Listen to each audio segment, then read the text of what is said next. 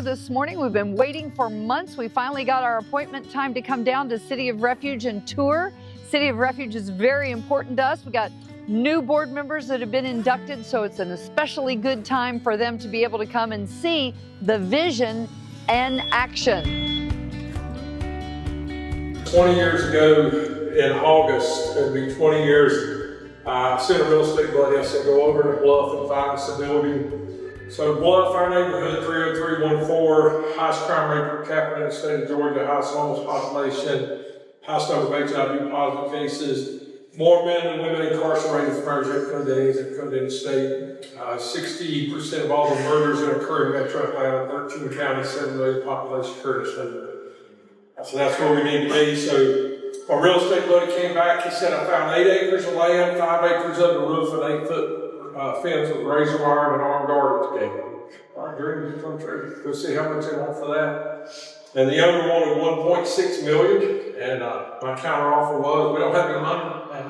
And he turned us down for 6 months and then gave it to us. So all this was donated 20 years ago. It was just empty warehouse space, just concrete floor, a roof that the rain came through and rats about the size of dachshunds running around. We took the space, and our idea was create a one-stop shop for those in crisis. So those first 6 years have taught us that, as you guys know, the road from brokenness, whether that's homelessness or addiction or incarceration or trafficking or domestic violence, whatever it is, the road from there to independence and self-sustainability is really difficult. It's an arduous task. So in Metro Atlanta, for example, you'd have to go to one organization. It's a really good organization, but all they do is housing. You go to somebody else that all they do is education. You go to somebody else that's vocational training. Somebody else's mental health, somebody else's addiction recovery. You got to find child care, right? There's child care in Atlanta, but there's a year's waiting list on any free child care, right? So you got to find $95 around Marta for a month, right? So the journey is just so difficult that really well-intentioned people would just stop somewhere along the journey because it was so difficult. So my idea was, 20 years ago, let's do all that on one campus. Let's do 99% of what somebody needs on one campus. So we have coordinated intake, coordinated case management moving forward. 99% of what a mother, her children, or a dad, or whoever it is needs is on one campus. So I pitched that idea to all the foundations and donors and corporations in Metro Atlanta, and they all thought it was a bad idea, and they all said, do one thing and do it really well, so specialize. Right, well, specialization is good, but what it does is put us in silo mentality, right? So we're not connected to others. And so we just decided we're going to figure it out. So we raised money, begged, borrowed, did everything we could. 20 years later, we've now served over 50,000 people on this campus with full wraparound services. We have 9 other locations, 4 more in Virginia, 4 more in Georgia, 3 in Virginia. We're in Chicago and Baltimore. We're opening in Nashville in the next, we'll launch in about 6 months in Nashville. It's been remarkable. We had last year, for example, in this space, this is Eden Village, housing for moms and children experiencing homelessness. Last year we had 36,880 requests for housing, right? We'd say yes, 354,000. So it's the most sought after location in Southeast. Good morning. So most sought after location in the Southeast because all the services are on one place. So now 20 years later, all those people thought it was a bad idea, I think it was a good idea. And weird thing is most of them think it was their idea, but that's a whole other story. We have 4 core values: passion, excellence, dignity, and integrity. So I tell my staff, you gotta have passion. We've got 168 staff now. So I said, you have to have passion. You gotta feel this. If you don't feel it, it'll kill you. If you do feel it, it might kill you, but you enjoy dying. So you gotta feel it. The second thing is excellence. We're Christ-centered, we're a faith-based organization. We're not shy about that. If we're going to do it in the name of the Lord, we're going to do it at the highest level possible. When you walk around, it's clean, it's well put together, it's fresh. We've got highly qualified staff, great food service. We're going to do everything at the highest level to help people understand there is a place you can go. Come on, sir, you're good. So passion, excellence, dignity. Dignity means we're going to treat everybody the same. From the billionaire donor to the people we picked up on the street yesterday, right? And integrity means we're going to use every dime, dollar, or volunteer hour to stretch it as far as we can, be great stewards of it.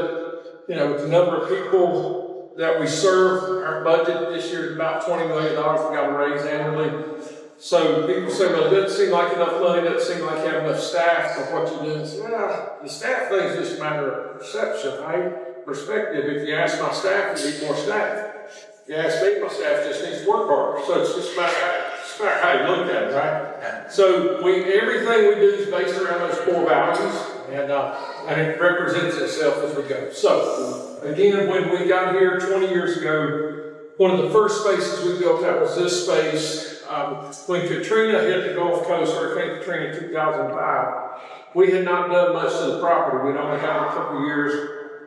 The city called and asked if we'd be a distribution center for those that had been displaced by Katrina. So we became a distribution center, food, clothing, household items, furniture, served about 3,500 families. Got a bunch of publicity in the city. People started to hear about who we were. At the end of that, there were about 40 women that had lost everything in New Orleans and the Gulf Coast and had nothing to go back to. So we just moved them in these offices and just started caring for them. So feeding them, giving them jobs, finding things for them to do. A couple of years into that journey, the city called, Mayor Franklin was mayor at the time, she called and said, hey, we see what you're doing. If we give you money, will you build out a transition center for women and children experiencing homelessness? So the city, 18 years ago, gave us $1.5 million to build out this space. We maintain it since then, so it's 40,000 square feet, 36 housing units for moms with children and single women that are experiencing homelessness. 100% full, 100% of the time.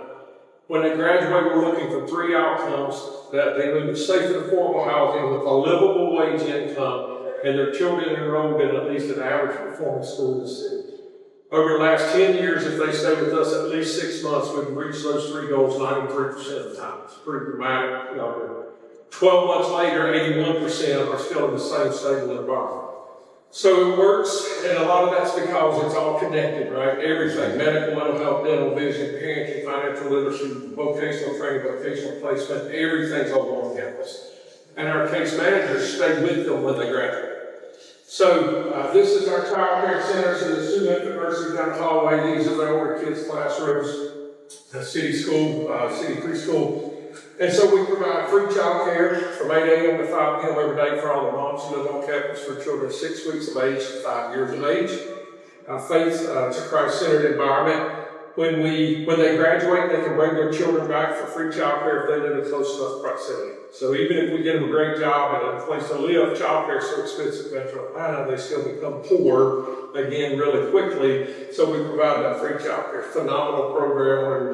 We're in the 9th week of 10 weeks of summer camp right now. So it's not only for those that live on campus, but those from our community as well. And we're 100% capacity there all the time. So walk around this way. We don't go in the rooms for privacy's sake. Again, 100% capacity.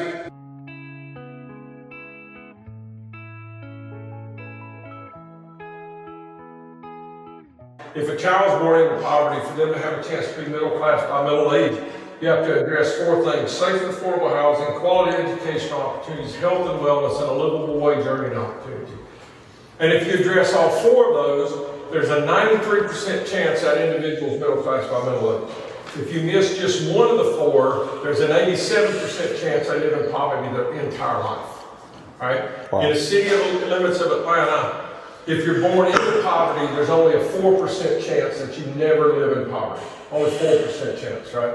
And it's because these 4 things are disconnected. And so if we provide safe and affordable housing, but we don't provide quality educational opportunity, health and wellness, and livable ways, they're still going to be in poverty, right? So you have to address, in order to make true life transformation that is long-term and sustainable, you have to address all 4 of those things, and it has to be in a coordinated, connected way, or else it's just we're helping them in one piece of their life, but literally we're putting a Band-Aid on a heart attack.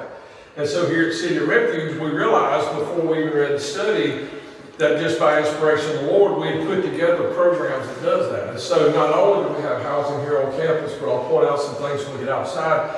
We now have multiple housing units all around our community, so that when individuals graduate, they can move to safe and affordable housing and still have connection to our clinic, to our worship center if they want that, to vocational training, to their case manager, to their addiction recovery support person. So if you don't connect all those things together, it's still good work, but it's not life transformative work, right? And so triage is important when we go out to the street and feed somebody or just have a clothing closet or have an after school program. Those are triage environments, and triage environments are important. But the main purpose of triage should be to develop a relationship so that you then can help that individual encounter and engage in all of the things that they need for their life to be better, not just to make sure they're not hungry tomorrow. Right? Does that make sense? Our middle schools and high schools are ranked in the bottom 10% of the state, right? We have the lowest performing high school in the state in our community. And so because they have such challenges, they're learning behavioral schools, and they're also behavioral disability schools. So they have metal detectors at the front entrance, right? Because people bring them into the school. So a lot of what happens is classroom managed behavioral control, so they're not able to perform at the highest level academically. So as a result of that, 18 years ago, we started City School. And so City School is, this year will be 3rd through 12th grade. We're adding a grade a year. Next year, we're actually adding kindergarten, 1st and 2nd. So it'll be full comprehensive. We'll have preschool here and kindergarten through 12th grade. About 150 students that live on campus are from our community. Christian school, fully certified by the state, licensed by the state, all our teachers licensed.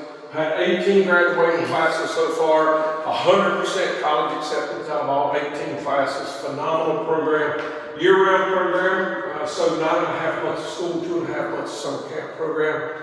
7 a.m. to 7 p.m. every day. So if they don't live on our campus, our students are coming from food desert environments. So we provide 3 nutritious meals a day, breakfast, lunch, and dinner. School ends at 4 o'clock. They immediately get on our buses and go to another center. We have a couple miles from here for an after-school program where they have dinner there before they get picked up or dropped off, depending on that. Great program.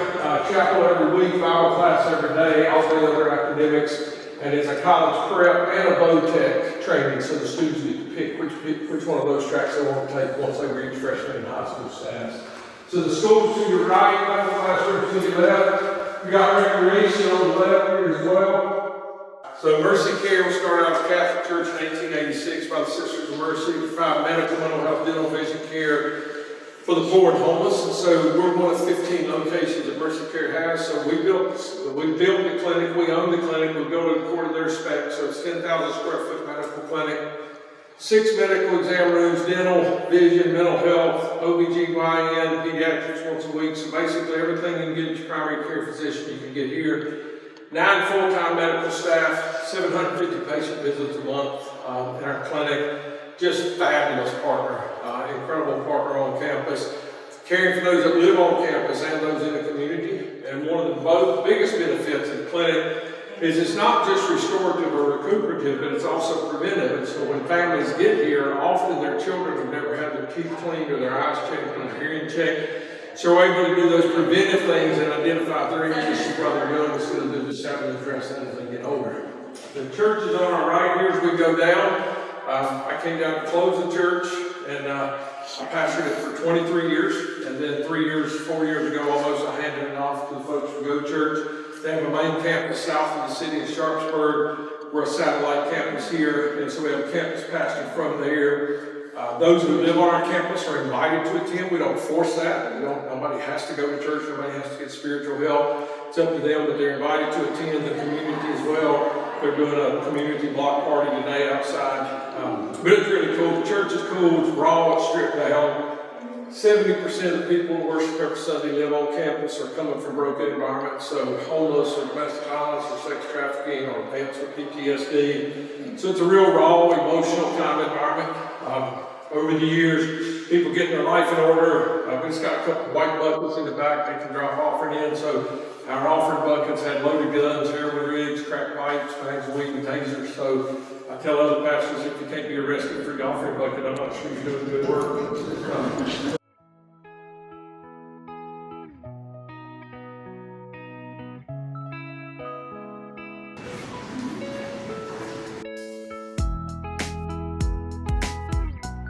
That's a 12-bedroom. That's a 12-bedroom house. There's 3 family units back here. So, and if people walk out of these houses, I might stop talking for a minute. So this is our residential program for survivors of sex trafficking, and exploitation. So dramatic encounter with a young lady about 10 years ago that had been trafficked for 3 years. And out of that, we started House of Charity, which is our survival program. So we started with a 12-bedroom safe house, filled it up immediately, just kept adding. We've got these 48 beds around here. We've got another dozen beds in the front of the other building. We won't be able to go in. The survivors from 11 to 18 years old and have been rescued from trafficking and removed from their homes because of sexual abuse. We have a home agreement in Georgia, 2 homes in Tallapoosa. So we now have 90 beds for survivors of trafficking. We're a drop-off location for the Atlanta Police Department, the GBI, the FBI, Department of Homeland Security. In 10 years, we've housed over 1,000 survivors of trafficking and exploitation.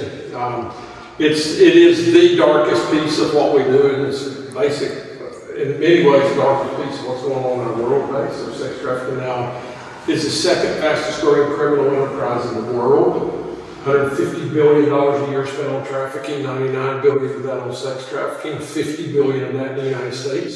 So we're less than 5% of the world's population. We're spending a third of the money on sex trafficking every year. The United States is the #1 consumer of child pornography in the world. Atlanta has been #1, 2, or 3 for a number of incidents of sex trafficking every year for the last 10 years. So 2023 report, we were #3 in the nation, so we've been that every year for the past 10 years. They estimate a minimum of $300 billion a year spent inside the city of Atlanta on illegal sale and purchase of sex. It's ridiculous what's going on. 150,000 new ads for sex posted online every day. 47,600 new ads for illegal purchase of sex posted in Metro Atlanta every 7 days. And it's everywhere. Every zip code in the United States now has at least one arrest. So it's everywhere. It's rural, it's urban, poor, it's rich. Hey, you're good. Excuse us. Oh, you're good. Safe house is 30 to 90 days, depending on the level of triage and trauma they've experienced. This house has been for 12 to 18 months. Transition house another 12 months. So folks can live up to something for 3 years. But it's all ISP, individualized service plans. Everything we do is ISP. So we don't have a deadline when anybody has to move out. As long as they're progressing and accomplishing the goals that have been established for them, if they've agreed to, then we continue to work with them, right? So we've had individuals come along and in 6 months, we're fully empowered to lead. Lori lived with us for 4 years, right? And because of the level of trauma, it's just unbelievable what she experienced. She still doesn't speak to anybody except me and my daughter that runs the program. So once she left, we knew she couldn't survive. We got her apartment up the street. She works for us, runs our commercial laundry facility.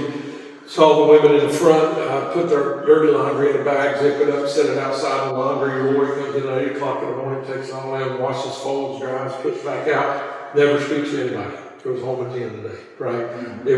But she is surviving, right? And she's safe, and she knows there's 2 people she can talk to. And some people go, well, we're not sure that's success. I go, it is success. Otherwise, she literally would have taken her life years ago, right? So it's tough stuff. That's everywhere, right? It's in your community. And it's right in front of you. The average buyer, by the way, looks like most of the guys down here. So the average buyer is 45 to 60 years of age, Caucasian, makes 6 figures a year, is married, attends church on a semi-regular basis, and has good employment. That's the average buyer, right? And the #1, come on through. Be good, Marcy. The highest financial transaction related to sex trafficking takes place at 3 o'clock, Monday through Friday. Credit card transactions. It's businessmen at work making the purchase for that night to fill their home. Highest credit card transaction, sex trafficking, 3 p.m. every day, Monday through Friday. Right. I started an organization, this is separate, but it's worth noting. A couple years ago, we'd heard all these stories for 8 years at that time, and there was one common denominator in all the stories, and that common denominator was what? Men. 99% of buyers are men, 95% of traffickers are men. So I started an organization called Men Opposing Sex Trafficking. So now we go all over the country, hold welcome to the war events and churches and civic areas for men. We support those in prevention, interdiction, and recovery. And just because of some of the challenges we have with law enforcement sort of activated when we needed them to, we formed our own interdiction team. So I got about a dozen former special ops and special forces, Green Berets and Deltas and SEALs on my team. And so we just do operations all over the country now. rescue kids and women and taking out pedophiles and dress traffickers. So we were in Midwest City 3 weeks ago. In 2 nights, rescued 14 women and children, arrested 12 pedophiles who showed up at the hotel thinking they were there to have sex with kids, and arrested 3 traffickers. And so we do that about 12 times a year now over the last 2 years. Operations all over Los Angeles, Reno, Nevada, Las Vegas, Cincinnati, Wichita, Kansas City, Atlanta, all over. It's everywhere. And my wife just said, I lost my mind, right? Got deputized, so, it's fun. We set up here, not, 3 o'clock in the morning, we're going on a raid. I'm supposed to be a pastor and leading a Christian nonprofit. I got a Kevlar bulletproof vest, night vision goggles, carrying a 9mm and AR-15. We go kick in doors and rescue kids. It's more fun than sitting at home watching TV.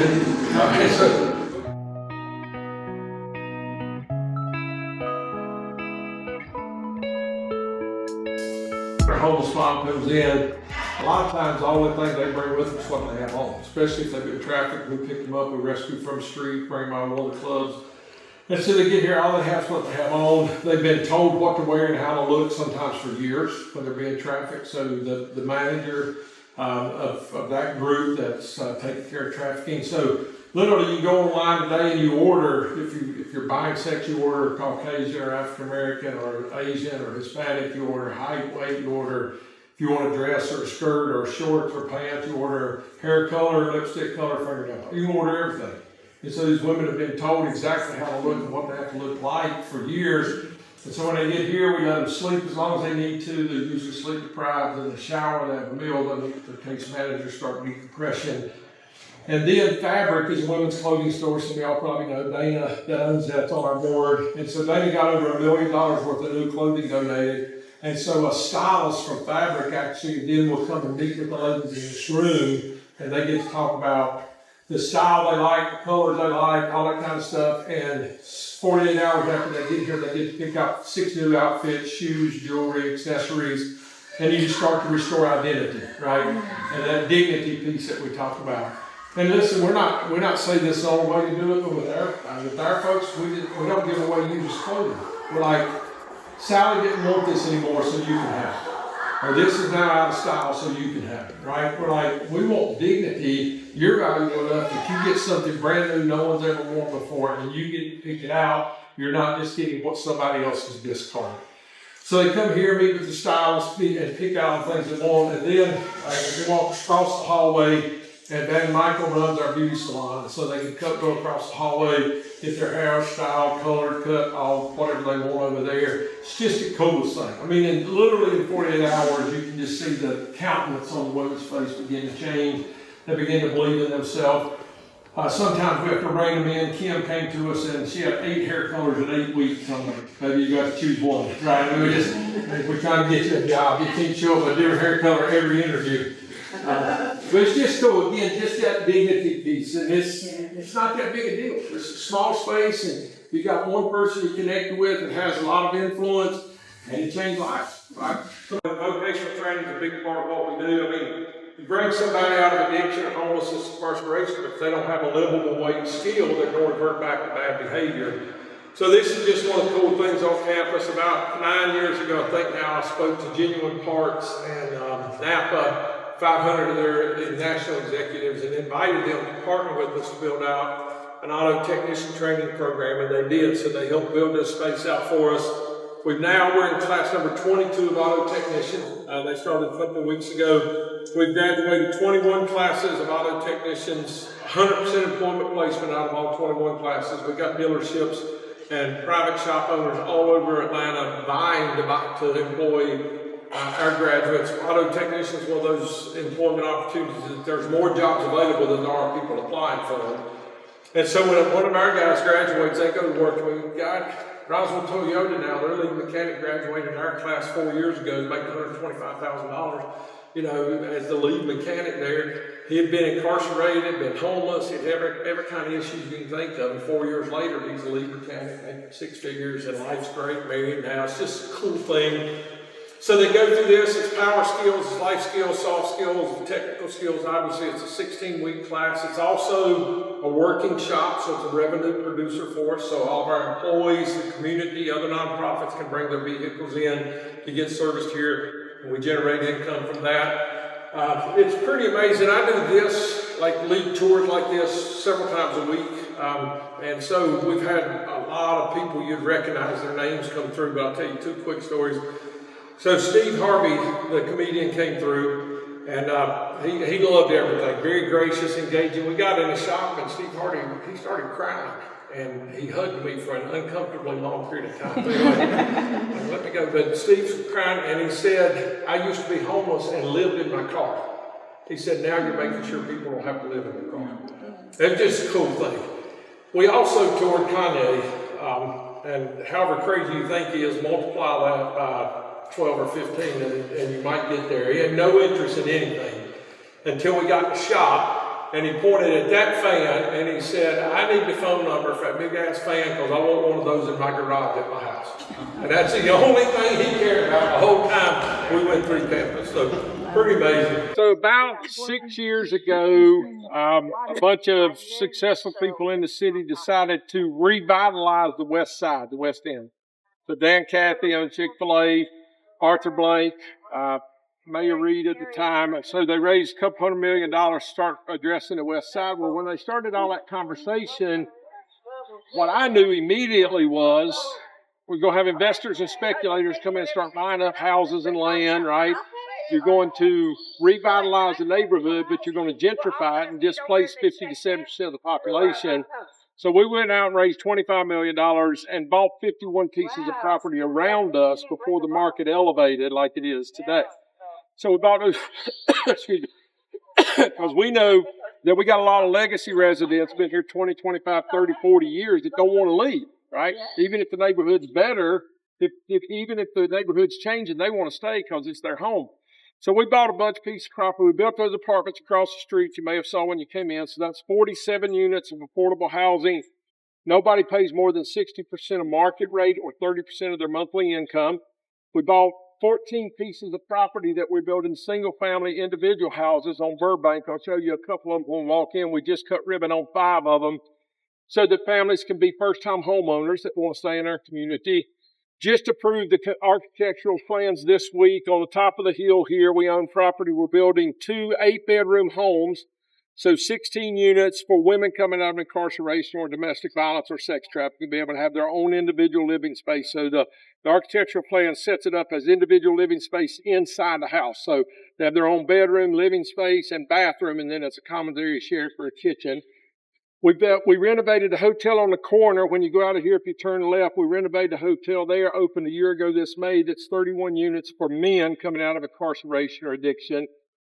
We own 6.5 acres on the corner that we bought that will break ground probably 26. It's still about 15 months away probably with all the things we have to do with the city and the state, where we're going to build somewhere between 160 and 180 affordable living units for our community there. And we just had groundbreaking on Wednesday of this week. Just turn left across the railroad tracks. There's a vacant lot where we bought the American Legion and tore it down. And we're building a transformation hub there. Literally broke ground this week. Full construction starting about 2 weeks. 36,000 square foot, 3-story building. First floor will be an entrepreneurship center. So men and women with business ideas can come in. We've got a committee of entrepreneurs that will meet with them. The business plans that we approve.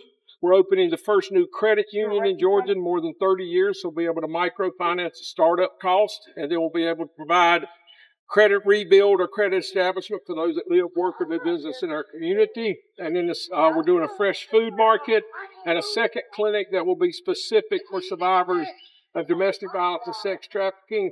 It will be the only clinic in the country that ties together in the same space detox, mental health, and medical, all in the same space so that we have one file on that individual when they come to us.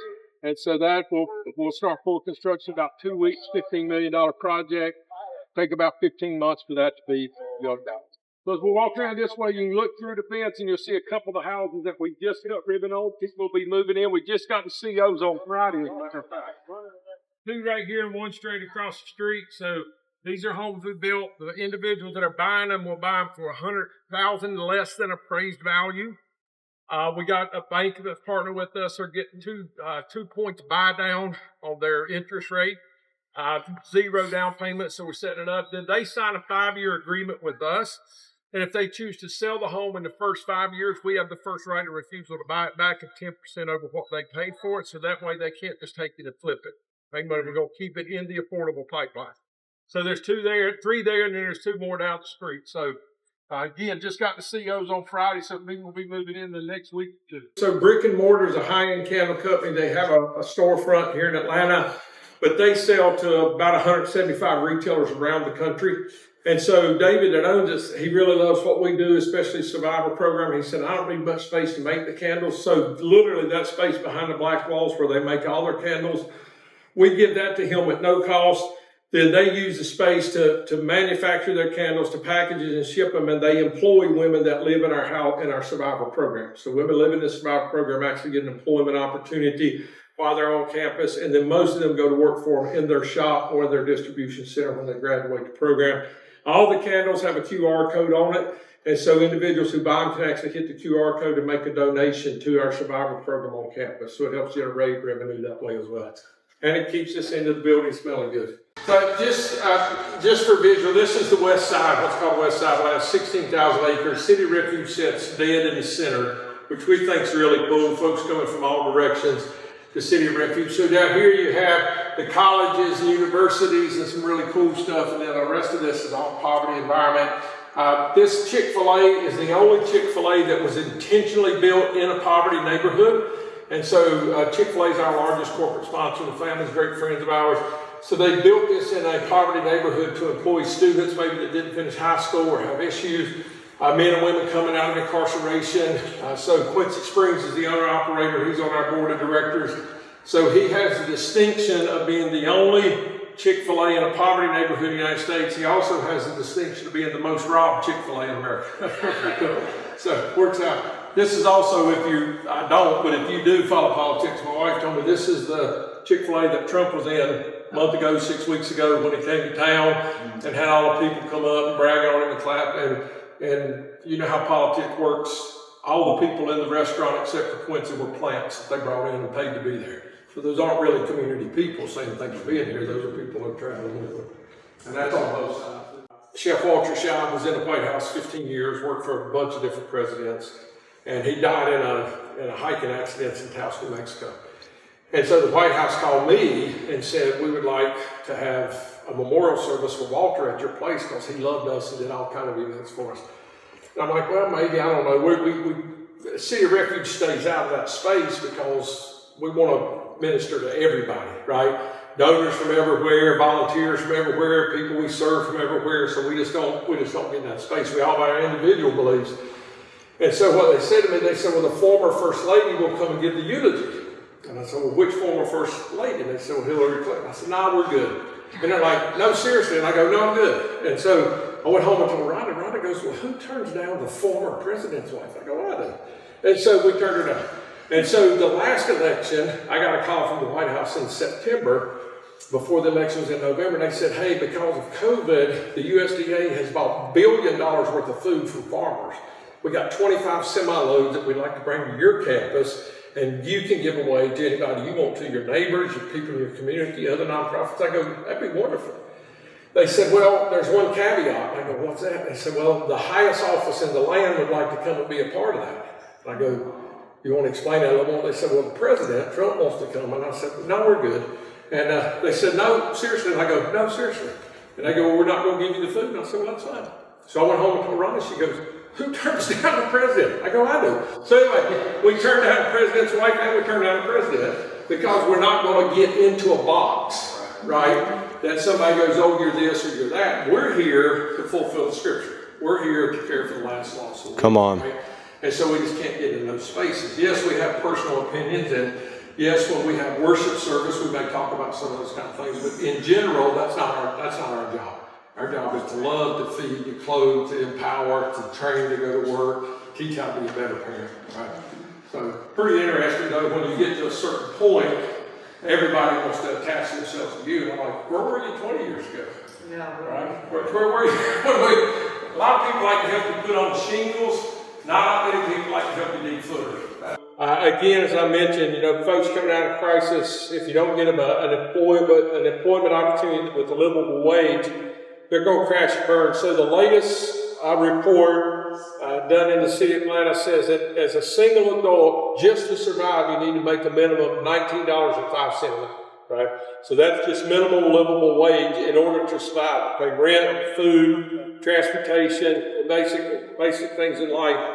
Atlanta is now one of 13 unaffordable cities in the country. So unaffordable city, the average monthly income is less than the average monthly rent if you're trying to rent somewhere. Yeah. And so if you can't make the average monthly rent, you're going to pay less than average, which means you're going to live in a less than average neighborhood, right? And so every level down from average rent, there's higher crime, there's more homelessness, there's less educational opportunities.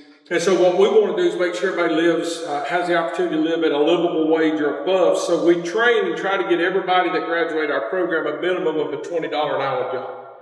And so we do training in auto technician, culinary arts, cybersecurity, coding academy, armed security personnel, customer service, and hospitality. And so last year we put 705 people into the workforce in Metro Atlanta that came to us unemployed or underemployed. You can see all the corporate sponsors around: Delta and Chick-fil-A and UPS, Truist Bank and Accenture and Elevon and EY. So it's a really cool thing. UPS is our #1 employer, so they've hired more than any other organization. 5 million square foot distribution center a couple miles from here. And so literally, you think about somebody who didn't graduate high school, they're struggling just to get by, they go through a customer service training program with us, they get hired at UPS as a package handler, right? And it starts at $24.50 an hour with full medical benefits the day you start and a $5,000 education fund if you want to take advantage of that. That's life changing for somebody that's never had a job, didn't graduate high school. Coding and cybersecurity right now is crazy. Everybody's hiring. Every corporation's hiring for cybersecurity. We're actually starting a new program in September, I believe it is, with AI, because AI is so on the rise so much now. We're going to do a whole training class for people to go to work, trying to find those opportunities that are almost immediate employment opportunities when they graduate the program, right? Back behind the shop, we're building out a welding center right now. Conco is a trucking company that transports liquid hydrogen and nitrogen around. They build their own tankers. They can't hire enough welders to build their tankers. So they're going to we're building it out for them as far as the space itself and the electrical jobs. So they're going to bring in the equipment, run a training program for welders, and hire 100% of the graduates, right? $35 an hour to start. So all we got to do is put students. They're going to train them and employ them, right? So it's just amazing. This space is really cool. I had this idea. I went to all these corporations during the big campaign we did. I went to these corporations. I said, how about contributing to help us build out the Workforce Innovation Hub? And they did. And then I went back to them. I said, how about giving us an annual gift to help us pay the staff and run the program? And they said, okay to that. And then I said, when we do our job fairs, how about sending out HR people and hire the people in the space you gave us the money to run and the space to build, and then you pay us a finder's fee for everybody you hire. And they did that. So now they pay us to hire people in the space they give us the money to run. That's also the space they gave us the money to build out. Daggum. That's a pretty good idea right there. So it works out great, and folks that live on campus and our community at large take advantage of this space. So we do 2 job fairs a month, and we have between 150 and 200 applicants come through every job fair. And we have somewhere between 20 and 25 employers set up in here every time, and about 50% of the applicants get hired on spot. So somewhere between 75 and 100 people get hired almost every time we do a job fair with the 20, 25 employees that come through. Some of it's really cool. Some of it, the new Zaxby's opened about 2 years ago. It opened on MLK over here. We gave them all 65 employees. They hired all 65 of their employees in the job fair when they came here. So just really cool stuff, practical stuff, giving people an opportunity not to need food or housing or clothing from us. Give them employment opportunity. They can take care of themselves. So a couple things here. Atlanta Breakfast Club, if you've never eaten there, you should. So they got a couple restaurants in Atlanta, one across the aquarium, one down on Auburn Avenue. And then they got a pop-up shop here. So they do a big carry-out business here, and then during the week, employees and visitors and others will eat there. But they also run our culinary arts training program. So they run all the classes for culinary arts, and the last 3 classes, they hired 100% of the graduates because of the worker shortage. They can't keep enough workers in their own restaurants. So they train them at no cost to us and hire them, take them straight to work. Works out wonderful for us. Commercial kitchen, so we do about 350,000 meals a year in our commercial kitchen. So everybody that lives on campus gets 3 meals a day, 7 days a week. All of our vocational training students get lunch here. The school, the preschool, everybody, food is provided at no cost to them. So it's a great location, a great opportunity here for healthy, nutritious meals. On the other side of this wall, there's a couple things we can't pull. One, I told you about the 11 to 18-year-old female survivor program. We talk about heartbreaking, right? I mean, we all understand. It's one thing when a 30-year-old tells you what happened to her when she was 11. It's a whole different story when an 11-year-old tells you what happened yesterday. It's just horrible. So that's where our survivors of trafficking or sexual molestation abuse inside their own house, and they were removed from their home by defect. So that's what we house there. And then between here and there, we are renovating, repurposing space now. That's going to be 10 additional beds for Safe House for survivors. So we're full all the time. We turn down, every day we turn down somebody that's calling saying, so-and-so's just been rescued, did you have space? We have to say no. So we're adding 10 more beds, which again is just a pebble in the ocean, but at least it's 10 more. And so that'll be another 4 to 6 weeks before that'll be ready. I think we're opening the first week of September for that. That'll give us 10 additional beds. So as I mentioned, I think 3, 4 satellite locations in Georgia. None of them do everything we do. They do pieces of it and connect to other entities in their location, in their city. So we have a city refuge in Thomaston, Georgia, a location in East Point, one in Athens, and one in Thomaston. Then we have 3 in Virginia, and we have 1 in Chicago, 1 in Baltimore. The security guards, if you saw him just walk out, just cool. So Zay is 34 years old now. We met Zay when he was 10 in a dump apartment complex right down the street here. We just pulled up in a bus. There's a bunch of guys out there playing football. We just said, y'all want to go? This is when we're still in the other building. We said, y'all want to go get some pancakes, bacon? Yeah. So we didn't get parental release forms or permission forms or anything 24 years ago. They just all got on the bus and went over, and they just stayed with us and just stayed in the after school program, got and graduated. 24 years later, married, 2 little girls, worked for us, owns his own security company now. Every other boy that was on that playground 24 years ago is either dead or incarcerated. Zay decided to stay with us for the whole way. Right? And so he calls me dad. He never knew his dad. So 24 years later, he's now invested sewing in his girls. They're never going to go through the situation he went through, right? So one of the things I always tell folks that come by that do good work is this is a long game, right? If you're looking for immediate gratification and immediate results, that just doesn't happen. It took people a long time to get in the broken condition they're in. There are a lot of elements that contributed to that. It's a long journey. You got to be willing to walk the long journey. And so 24 years later, we're like, yeah, right?